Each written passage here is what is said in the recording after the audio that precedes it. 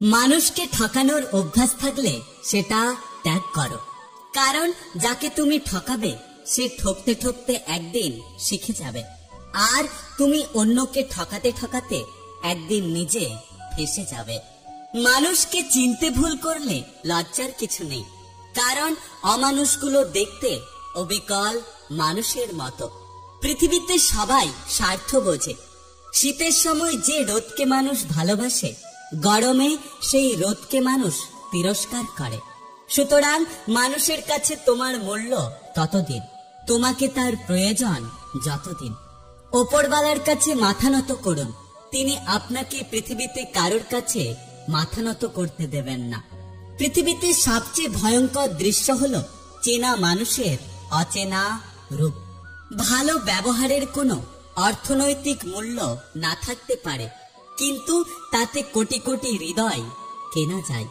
পৃথিবীতে সাহায্যকারী মানুষ কখনো ঠকে না, আর হিংসাকারী মানুষ কখনোই জেতে না।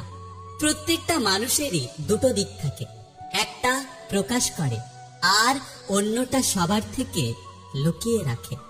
10 বছর আগের আমিটা হয়তো সুন্দর ছিলাম না, তবে একটু হলেও সুখী ছিলাম। এই পৃথিবীতে একমাত্র সেই পুরুষ সুন্দর যে রাগের মাথায় কোনো নারীর সাথে কথা বলার সময় তার নিজের ভদ্রতা ভুলে যায় না। কারোর কাছে মূল্যহীন হয়ে থাকার চেয়ে দূরে থাকা অনেক ভালো, এতে অন্তত নিজের আত্মসম্মানটা রক্ষা হয়।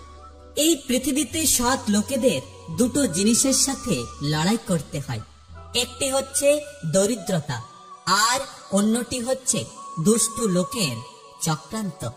কিছু মানুষ আছে, তারা যতই কাছে থাকুক না কেন কখনোই আপন হয় না, শুধু আপন হওয়ার অভিনয় করে। বন্ধু 1000টা নয়, একটা হোক, কিন্তু এমন হোক যাতে মুখের কথা নয় মনের কথা বোঝে। একটা কথা মনে রাখুন, যত চুপ তত সুখ, যত কথা তত ব্যথা।